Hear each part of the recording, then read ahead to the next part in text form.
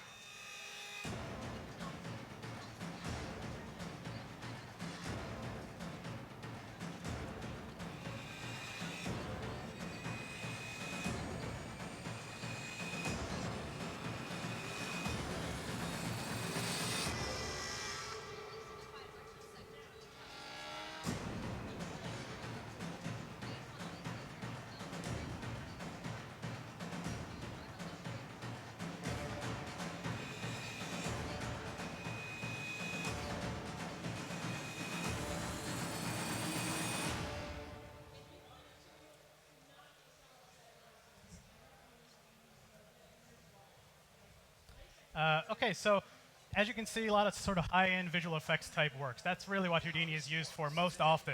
And part of the reason for that is that the procedural capabilities of Houdini allow it to be extremely flexible in a pipeline. So effects can be built on and worked on before the shot is final or before the inputs are even built. And the way they do that is building something called digital assets. And this has been in Houdini for a long time, but what we've done more recently is created something called the Houdini engine. Okay? And the Houdini engine basically allows you to take a tool that you've built inside of Houdini and pull it out of there and stick it into another application like Cinema 4D. And so that means you can build a tool, a very complex tool that does a lot of the things you just saw, and then actually run it inside an application that you're more familiar with. So that allows artists to share the technology more easily and allows Cinema 4D users to get some of that power from Houdini inside an application that they're already familiar with, that they're happy to work in. And so it's a really great way of sharing technology. So what I'm going to do today is set up a very simple asset that's going to do a cloth simulation in Houdini, and then we'll show how you can bring that inside of Cinema 4D, and then Athanasios will be very nice and helpful to demonstrate the Cinema 4D side of it. So that's basically what we're doing. This is Houdini if you're not familiar with it, so I'll kind of explain what I'm doing as I go, and hopefully you can follow along. So one of the things to know about Houdini is that it uses a node-based system of representing data, basically. So every object, every action in Houdini is a node that you connect together. So you can see here this grid object that I just put down represented as this node. And I can come in here and change things like the number of segments in the grid. So if I want to take this object and turn it into a cloth object, something that we can simulate in Houdini, I can very easily do that using our shelf tools here. And shelf tools are basically little actions that actually build networks for you. So for instance, if I come up to our cloth tab here, and then I select my grid node and click the cloth object, you can see that it actually built this network for us down here. So these are just nodes that you can place by yourself, but these shelf tools build the networks for you. So you get sort of a jump start to where you want to go. And technically, we've already created a cloth simulation at this point. If I hit play, our grid falls. It's under gravity. So it is cloth at this point. It's just extremely boring cloth because it just falls straight down. So let's go ahead and say, OK, we want to add something to collide with it, right? Because obviously, that's more interesting than just falling through space. So let's go ahead and do that. So far, we have these two objects. We have our grid object, which really is our cloth object. And then we're going to want another object, which is our collision object. So I'm just going to put down a container here for some geometry. And let's just call this our collider. Now, you don't have to name things like this, but it's just a convenient thing to do in case somebody else is looking at your scene. They can understand it a bit more cleanly. So I'm going to just dive inside of our collision object here. And then let's go ahead and put down a torus. Just a dummy piece of geometry. We'll move it down. And then basically turn this into a collision object, what we call in Houdini a static object. So again, we'll just use these shelf tools. We'll pick deforming collider, just because it's, who knows what a user down the road might do, right? They might decide to animate this thing. They might put animation on it. So we'll just do that for them so that it's all prepared. And that's basically it. You can see, again, we've added onto our network. We've added these three nodes over here for the collision object. And if I hit play, our grid falls. It collides with the torus, and you get sort of a nice simulation. Looks great. So this is a basic tool. If you're a Houdini artist, you come in here, you start adding other things, you add other tools on top of this, but we're going to keep this simple. So let's just think about a couple of things that an artist might want to use in Cinema 4D, right?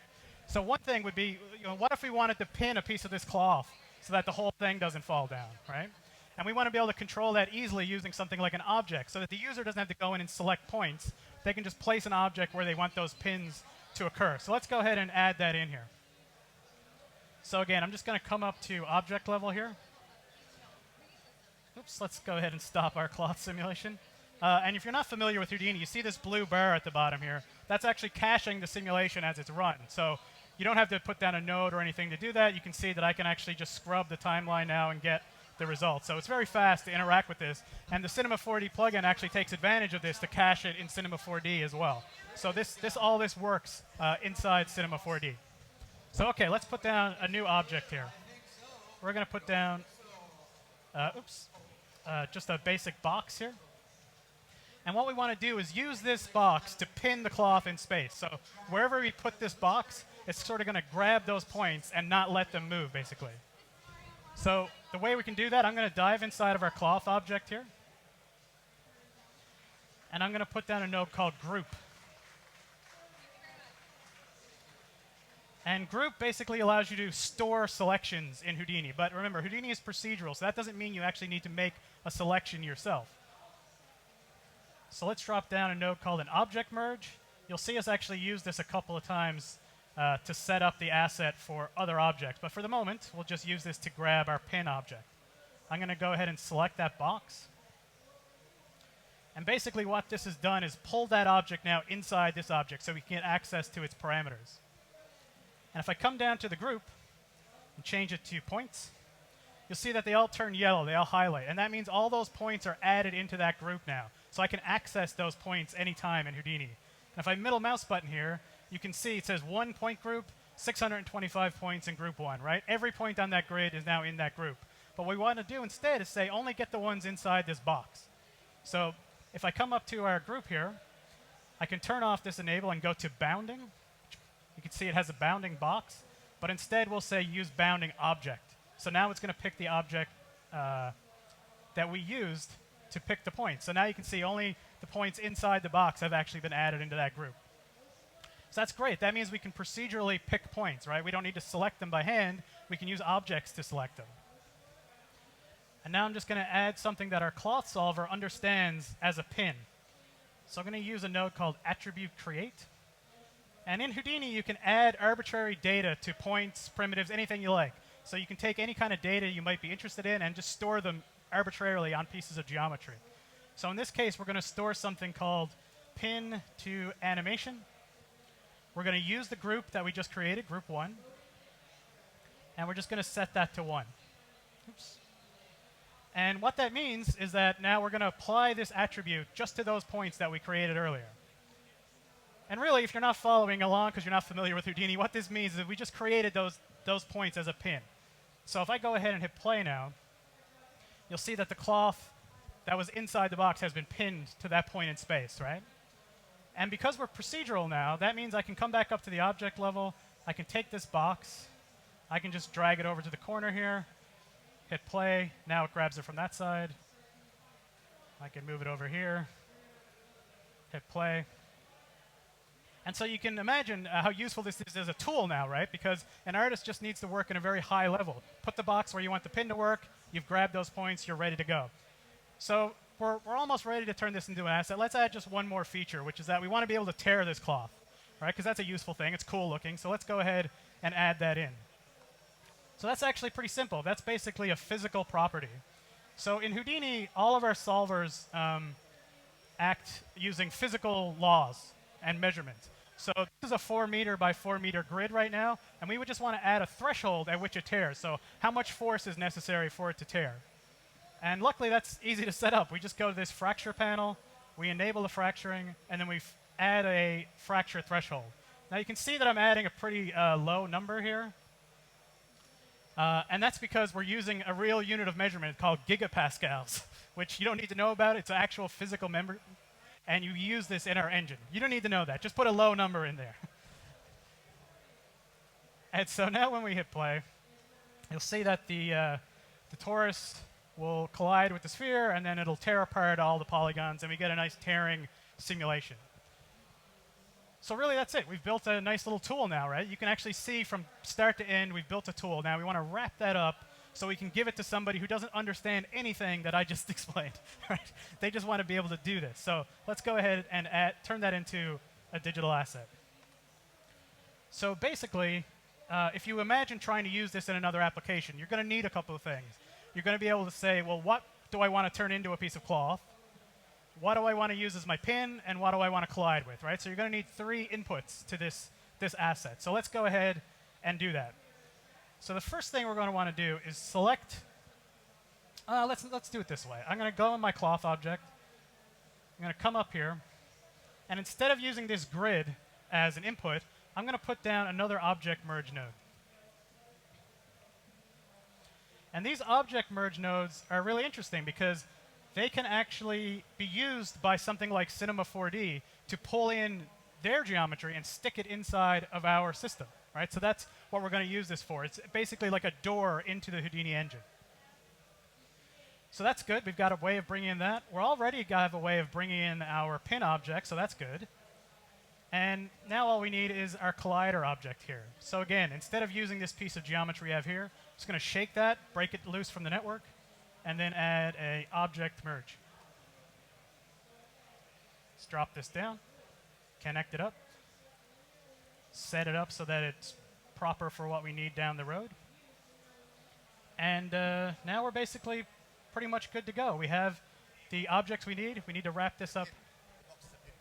Oh, yes, the box. Yeah, of course. So technically speaking, we don't actually even need this box anymore. We can actually just get rid of that because we can pull in the pin object from Cinema 4D. So in fact, I'll just go ahead and delete that because we don't even actually need it. And instead, we're just going to use this object merge here to pull in our object from Cinema 4D. So I'll just remove the path that we created earlier. And now we're more or less good to go. So let's go ahead now and turn this into an actual tool, because you're probably looking at this and you're thinking, well, there's a lot of nodes and I need to jump around and figure out what they all do, right? Well, that's the beauty of a digital asset. I can take this whole network now. I can turn it into what we call a subnet, which is just like a container. And then I can right-click and say create digital asset. And the first thing it's going to do is ask me to name it. So let's just give it a cloth example. And then a path to store it somewhere. So I'm just going to drop it into our IBC asset folder. And let's call it cloth example.hda. And hit accept. You can actually ignore most of those things for the moment. And basically what it does is it opens up this window for us. Just going to make that a little smaller. And what this window is a way of building an interface. So you can actually construct your own interface for all these tools that I just showed you. So the first step of that is to just hide some of this stuff that we don't actually need here. If I can grab this edge, grab it. Oh yeah, I can't do that. I can't resize it any smaller. Yeah, let me let me do this. So the first thing I'm going to do, take these guys. We don't actually need those at all, so I'll select them. I'll just turn them invisible. And then I'm just going to dive inside here and start grabbing things that we need. So, for instance, I know that we want a cloth object. So I'll grab this guy. And we'll just call this cloth object. And the reason we're naming these is that we're going to rebuild this interface inside of Cinema 4D. So having nice names makes it more easy for an artist to use. So the same thing here. I'll grab this parameter. We'll call this pin object. Then I'll dive inside our collision object here. Do the same thing. And you know, it's all just drag and drop. So it's a very simple way of building a tool. So we'll call this collider. Oops. Yeah. Let's go down here. I'm going to move what's called the display flag, which just means what node gets executed, what's the order of execution. That's what this little blue flag is. So we want to make sure it's just there at the end of our object. OK, so we've got all the objects, and now we probably want some control over the tearing and maybe the properties of the cloth. So we'll just dive inside our DOP network here, scroll up to the top. We're going to go to our object. Let's grab this enable fracture button, because that's going to be useful. Let's grab our fracture threshold. We're probably also going to want, if I just move this over a little bit, our overall stiffness. So, you know, how stiff is the cloth itself? And then the last thing I'm going to do here is I'm just going to go in and make sure that our geometry is just pointing all to the right object. And the reason I'm going to do this is just because it makes sure that it's going to play nicely in packages outside of Houdini. So we look good on that side.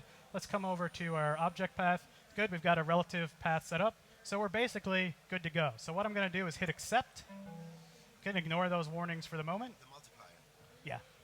And then take a look at what we have. So you can see now that what we've done is built an interface on top of this whole system of nodes, right? So now I can control all of the things that I just showed you just using this very simple interface, fracture threshold, stiffness, and what objects you want to involve in the simulation. And that means when we send this to Cinema 4D, someone who knows nothing about Houdini can use this because we've simplified the interface so much. So one last thing we want to do, just to get this to play nicely with Cinema 4D, is that you can see Houdini, you know, we can have sort of an arbitrary number of decimal points, you know, up to like 20 or something like that. But we want to make that easier to use. We don't want to have to type in 000001, right? We want to make that easier for an artist to work with. So what I'm going to do is just dive inside again, go to that parameter, just here on our grid, on our grid object, under fracture. And what I'm going to do is just add a multiplier in here.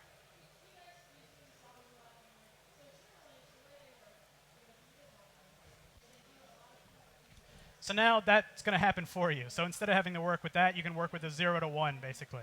Makes it a little more artist-friendly.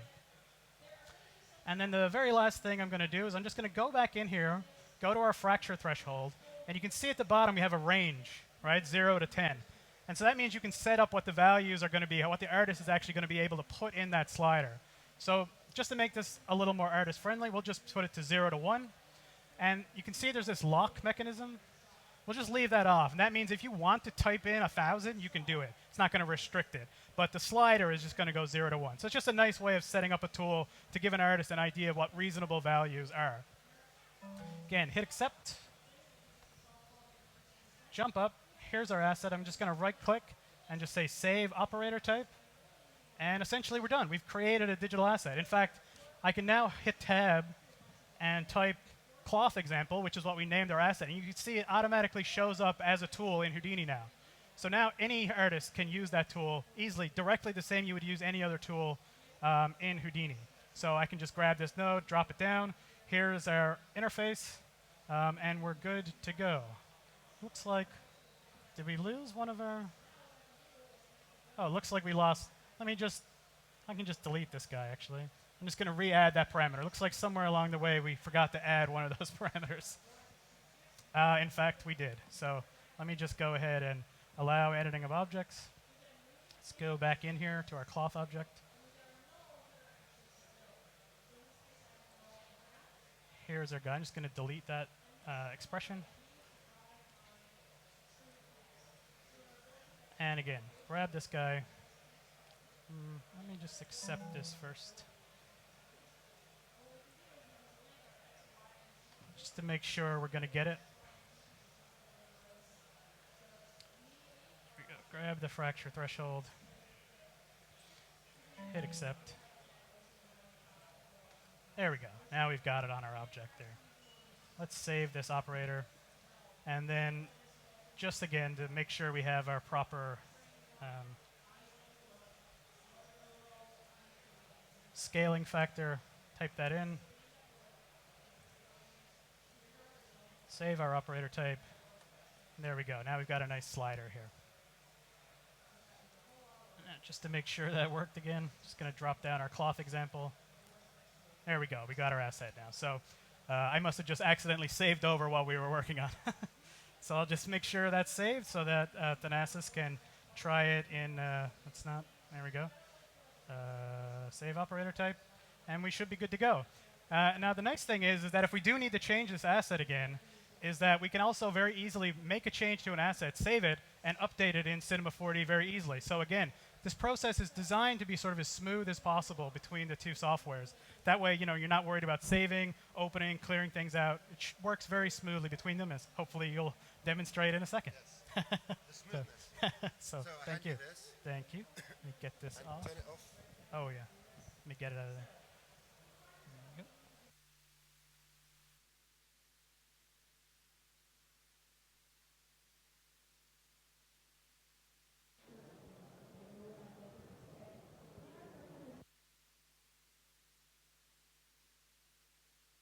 Hello.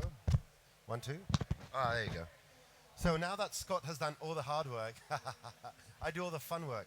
And this is kind of the idea behind the concept of the Houdini engine, that you can encapsulate all this power into one little tool. And let me show you how it looks in Cinema 4D. So this is Cinema 4D. And since R17, we have this new pipeline menu, Houdini engine. And you can get the Houdini engine, the installer, the appropriate one from that little button. You can visit the Orbolt store, which has all the available assets. The Orbolt store is it's a website that Side Effects maintains, and it's called the Orbolt Smart Asset Store. And you can either download for free or buy assets that are pre-made. And yeah, I'll give you some news on that as we go on. Anyway, load asset, go to the desktop, and let's go by IBC asset folder. And there is a cloth example, the one that was saved a few minutes ago. And if I double click, what you will see is it's initializing the engine now. It happens because behind the scenes, it's actually loading a new instance of Houdini, which is basically the plugin inside Cinema 4D. And as you can see, we have this red icon. Now, this red icon here is let's call it a generator, just like a Cinema 4D generator. And the reason it's red right now is because there are no inputs, so it can't produce anything. Remember, we had those 3 inputs. If I click on it and go to the Asset tab, the interface that Scott created earlier is there. So the 3 inputs, the stiffness, the fracturing, and so forth. So let's go and create the exact same scene. The plane, Let's create the cube. Let's move the cube to the side. Let's create the torus. Make it a bit smaller. Zoom in. And let's go and drag these things in here. So cloth object is the plane. Then we have the pin object, which is the cube, and the collider, which is the torus. Now, because the asset creates copies of these, I'm just going to turn them off in the viewport, because otherwise we're going to see double. Rewind, press play, and there you go. So we've just inserted these objects. Okay, we can do that in Houdini. Now we can do it in Cinema. Great. Let's do something more interesting. Let's change the objects. So instead of a torus, we can add anything we want. Let's go and add something a bit more complex, like a motext object. For some reason, I always add a motext object because it's obviously a bit more complex. I'll turn it off here beforehand, drag it into the collider, and now the cloth is going to hit the collider. And you can see it starts tearing. And of course, I can change the fracture threshold, and it's going to break either more or less, so I think I have to make it much smaller. There you go. So now you can use in Cinema 4D any object, or any group of objects. Let's see. Let's do something with this asset, because I have a dozen of assets I want to show you of what people have been making with the Houdini engine, including me. So if I take my cube, I can stretch it out, I can move it out, so now the cloth will be hanging from that side. So that's how easy you can control it, because it was designed that way. Now, this way you can create your own proprietary plugins for Cinema 4D. Just by licensing a Houdini engine, you don't need Houdini. You just need a version of Houdini, which is the Houdini engine, no interface. You don't have to deal with the nodes, but it will allow you, remember what said? It's cached now, that's why it goes in real time. And that happens automatically with the engine. It's a very good implementation. So, you find this interesting? Yeah? Let's get some feedback here. Let's see a few more things now. One of our power users, Simon Fiedler, he created a couple of assets for me. One of them is the icicle generator. And I have the Cinema 4D scene. Now, this is a guy that picked up Houdini a few months ago. He's one of our star Cinema 4D users, so now he kind of incorporates it in his pipeline because they work together so well. And he's doing experiments. And one of his experiments is he's creating this icicle. If I render, I've added a couple of materials. So let me give you the anatomy of an asset. The little green thing is the asset generator. It's what holds the data, the interface, and everything happens in here. And you can see when we select it, we have the asset tab that has all the attributes. The attributes were defined by the creator as Scott showcased. And in this case, we have an input object, which is empty. What Simon did, he actually has a default state, which is a chopped sphere. And this is what we're going to see, so we can see something, unless we change it. These two things are the output generators. And basically, any number of nodes inside Houdini you tell Houdini to expose, that is the number of objects we're going to see. Now, that's important when we go down the line, because I'm going to show you some replication effects we can do, which are very interesting. Of course, we can assign materials just like any other Cinema 4D object to any of the outputs. So I've created an ice, and I got some kind of rocky texture, assigned it to the rock, and this is what we get, which I believe doesn't look bad. But how useful is a kind of half a rock with icicles? Well, it's not useful in this current state, but what if I go to my asset generator and drop a torus? You wait 2 seconds, because it has to do all the calculations. Now we have a torus with ice. So we are taking advantage of the procedural nature of Houdini, which creates these icicles based on certain laws, certain rules. Just like the rules that Scott was setting with that cube, which points are going to be selected and so forth. And you don't have to change the materials because the updating happens on the mesh itself. It doesn't recreate the output. So anything you've done with your outputs remains in place. And even more complicated. As usual, I'm going to drop my name here. People say I'm vain.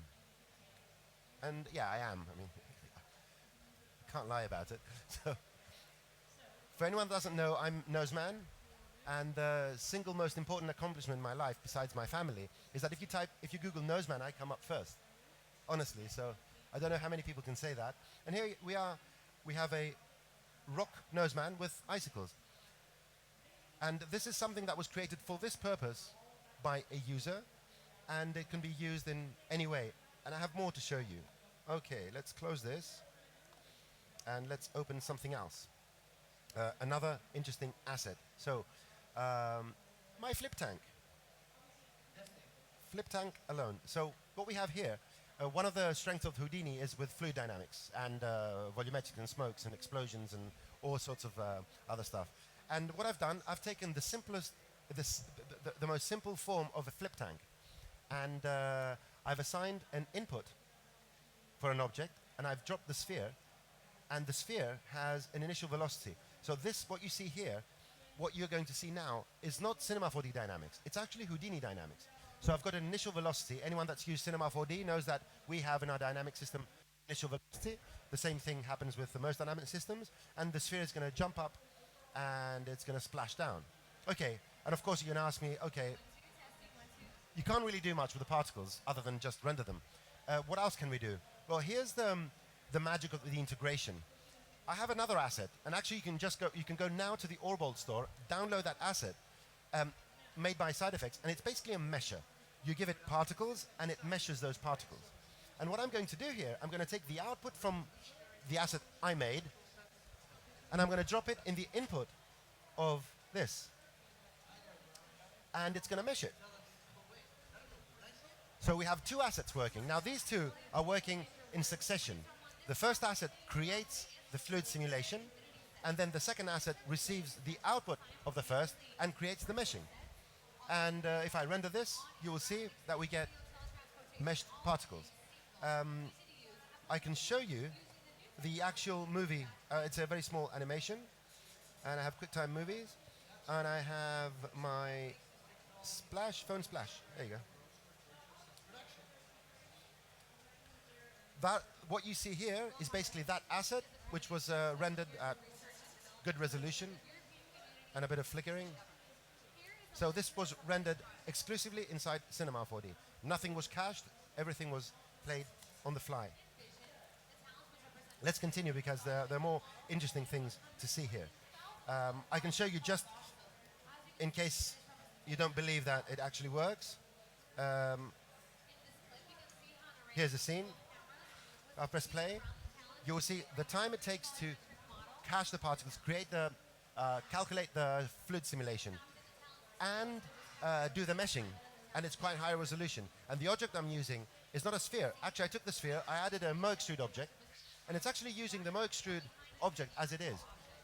We can use, without any restriction, any Cinema 4D object, whether it's a mesh object, whether it's generated, whether it's a primitive or anything else. And it will work. It will be fed to the Houdini engine. It's in its entirety. Okay, and if I press render, you will see that this will render. Let me show you another asset. Let's go and see. I want to gauge my time as well. Okay, we have some time. What do we have here? Oh, Motex with fracturing. So we are taking advantage of Houdini's fracturing technologies, which are very good. And what I've done here, I've created a very simple asset where we drop an input, which will be the object that's going to be fractured. Another input that has collision. Actually, I didn't create this. This was created by Adam from Side Effects, a colleague of Scott's. But I asked him to do it, so I get some of the credit. And I press play, and you will see that the MoGraph object, actually, it's going to fracture, it's going to break. And there's no magic here. It's just using any text we put in here.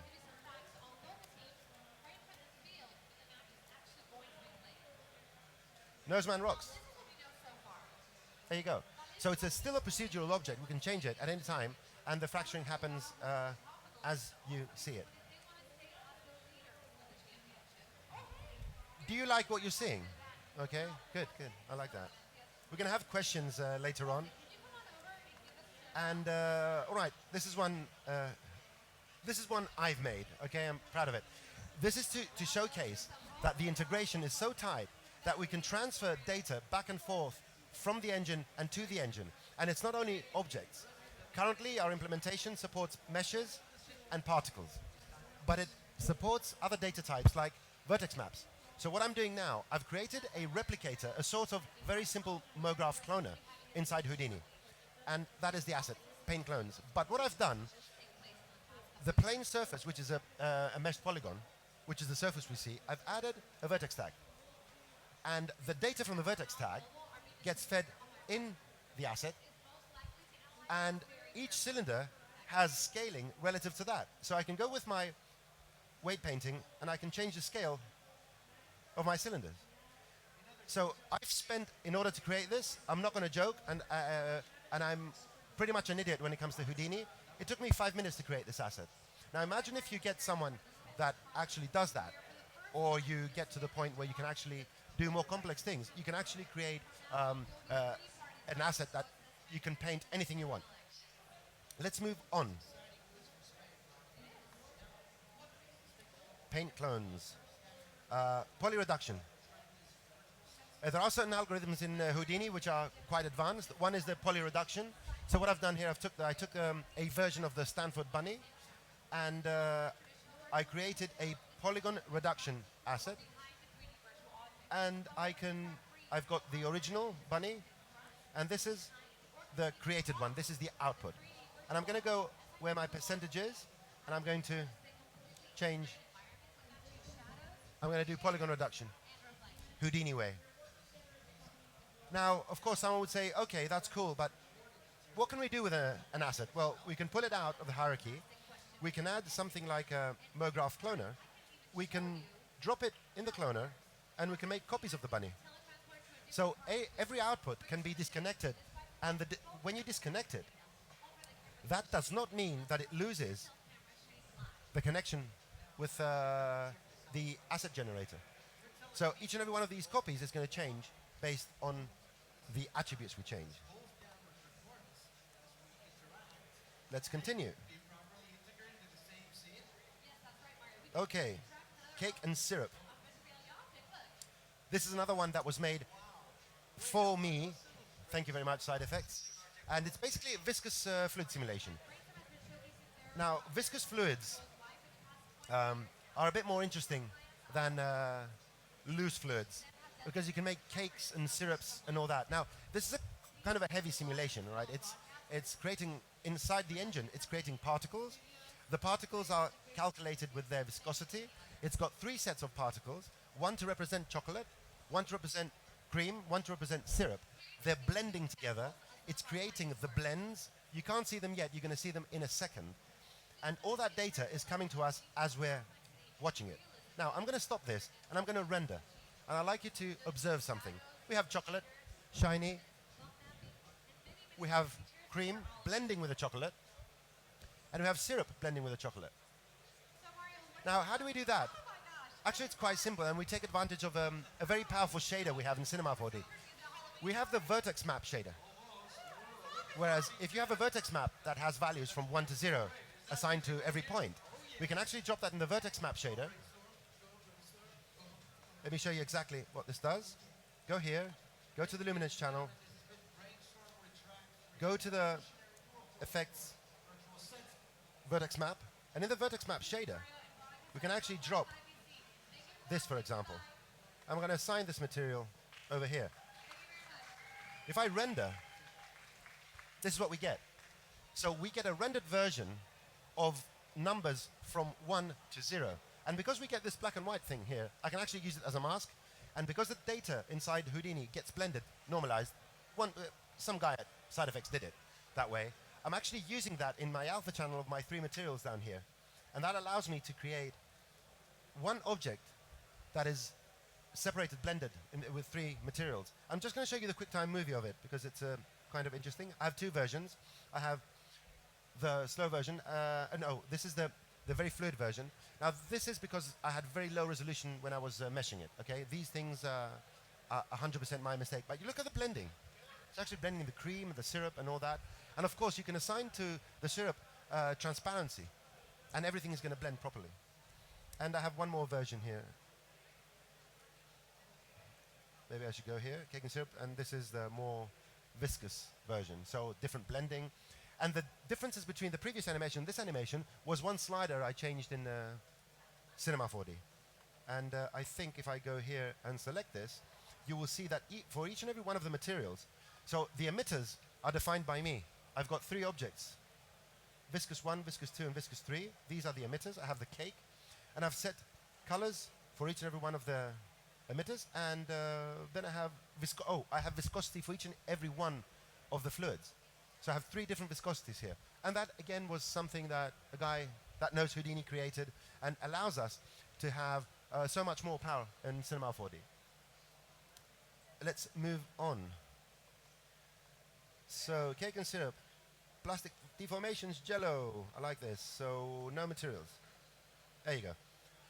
So again, Houdini has great soft body dynamics, and if I press play here, you'll see again, soft bodies are a calculation-intensive process, but you will see that not bad. And again, this is 100% procedural. I can go to my asset. All these are the attributes that the creator exposed. I'm just going to do a simple thing. Just change this to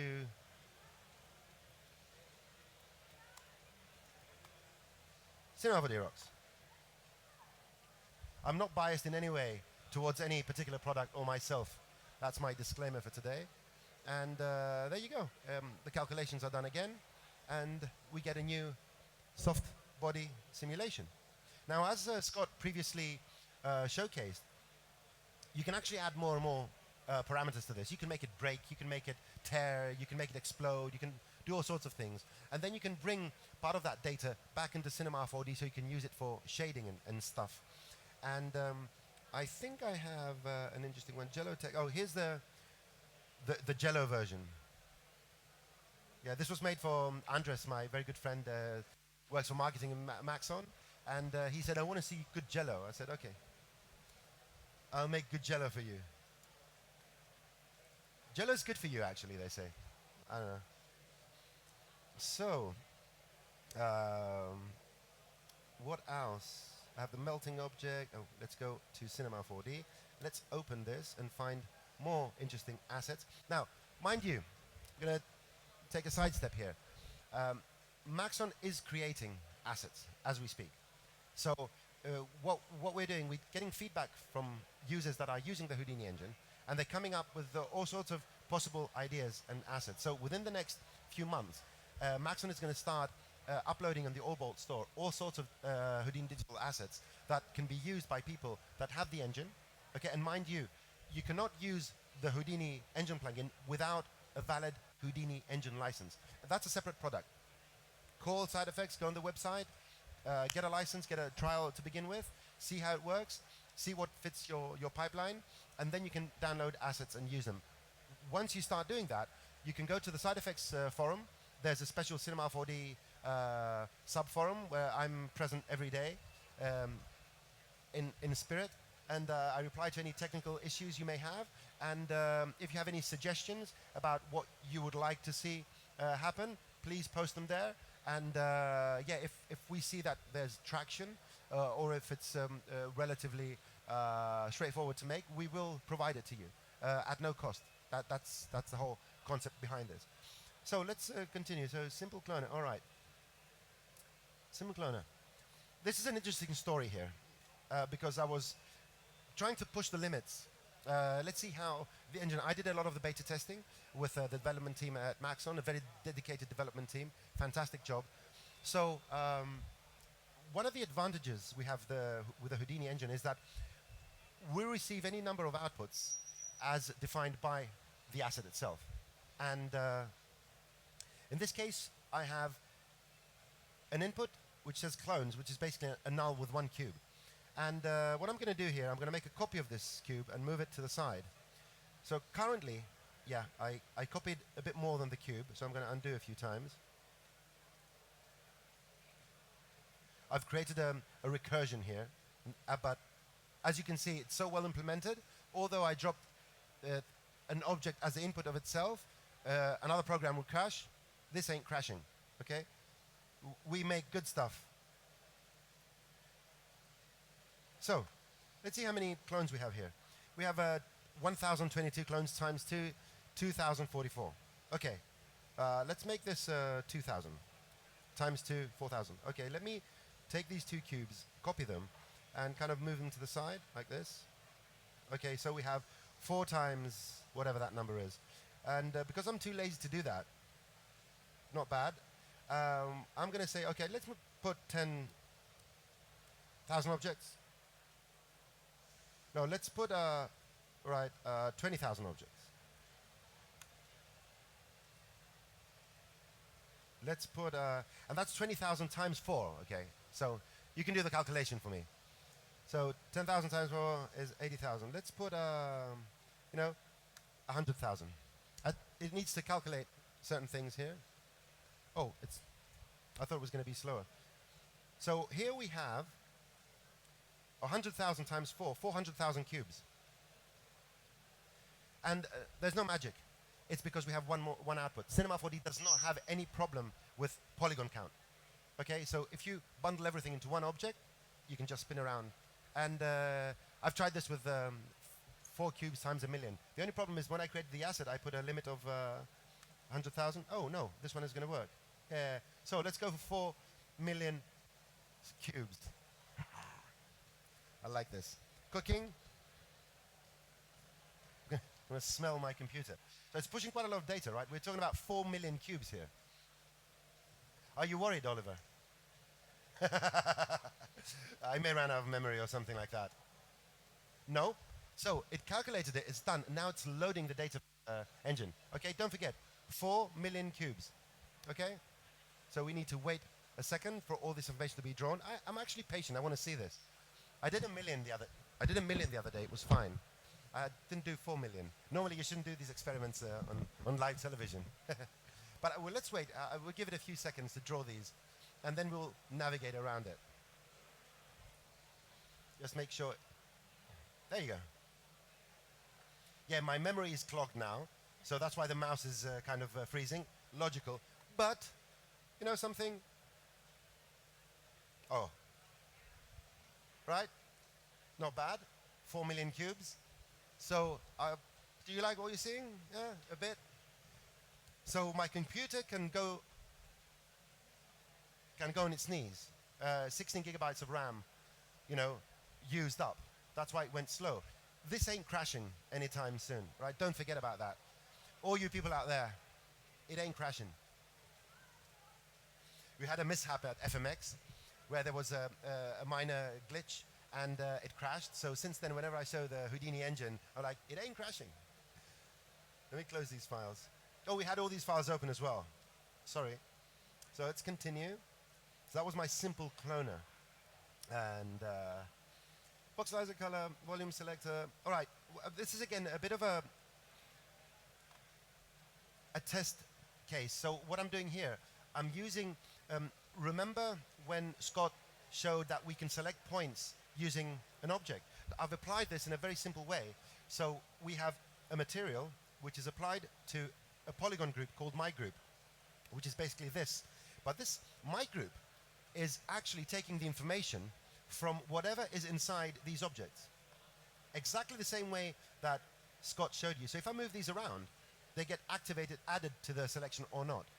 So this would be another way if you want to select polygons based on volume, based on proximity, based on any rule you like.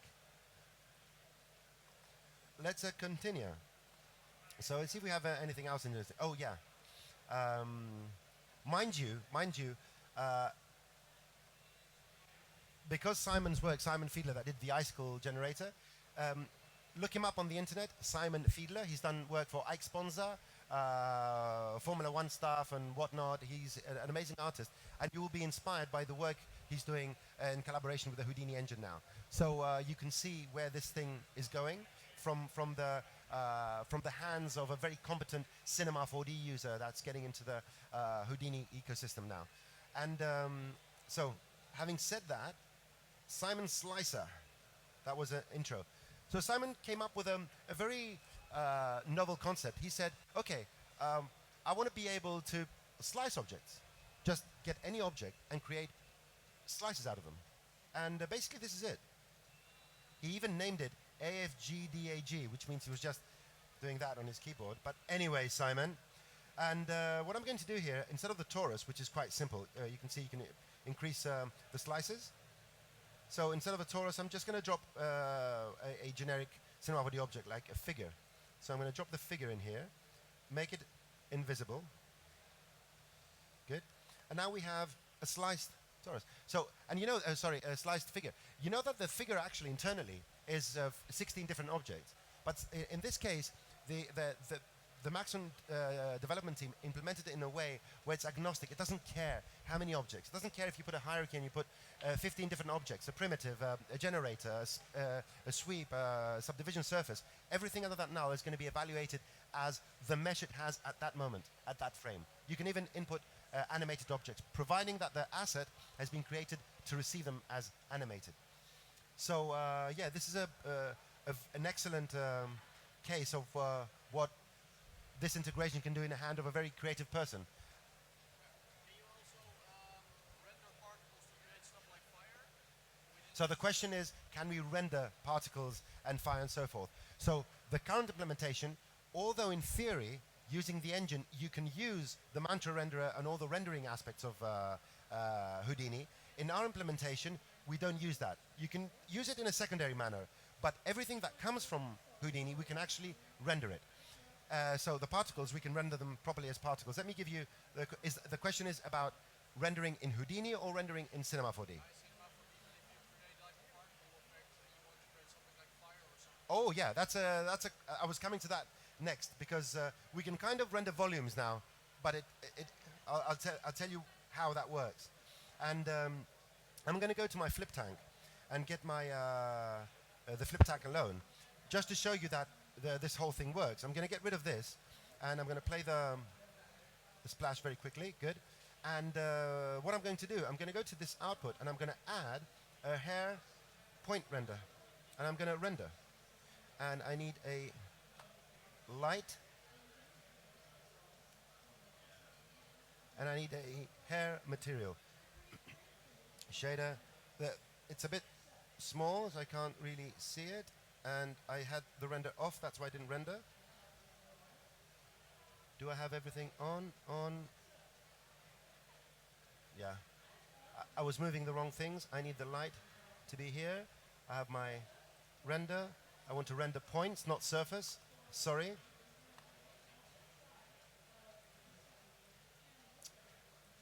You have to excuse me, the icons are so small I can't see them. I was actually putting the render on the ball, not on the particles, sorry. So we can render anything. The minute the output shows the particle generator, we can treat it as a particle generator. We can clone objects on the particles, we can render them, we can do whatever we want, just like normal thinking particles. And now, to end this presentation, I want to show you a little surprise. So we find the appropriate asset, and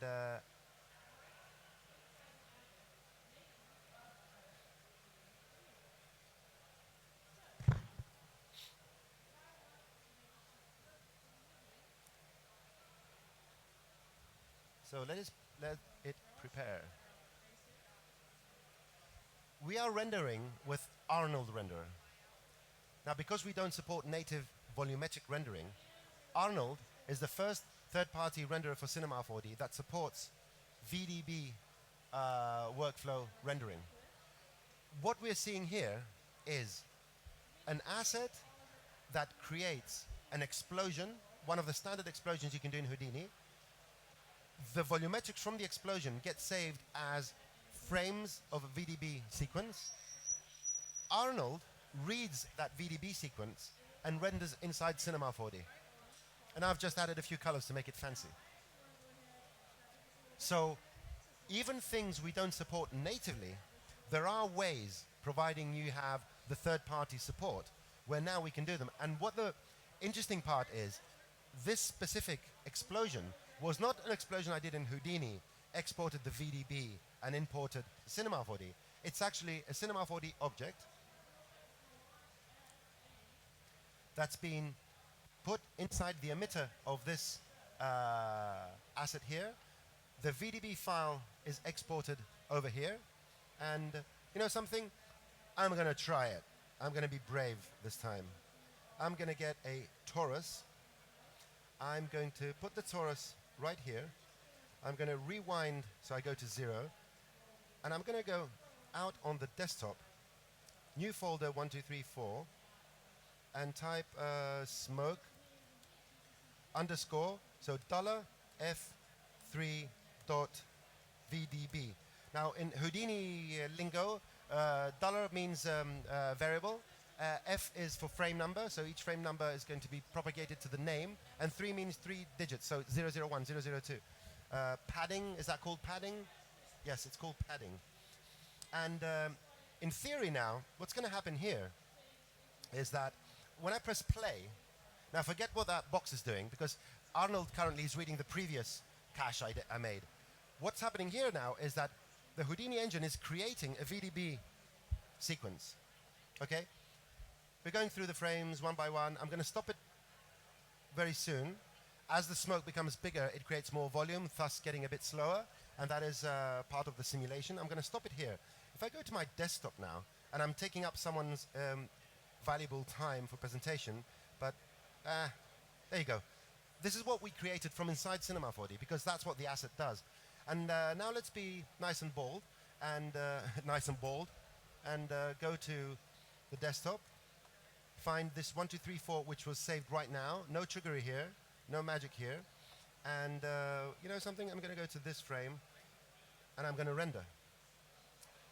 It keeps, the Arnold volume keeps all the... You just saw an asset that creates smoke based on a Cinema 4D object, inputted and rendered volumetrically with Arnold renderer. How cool is that?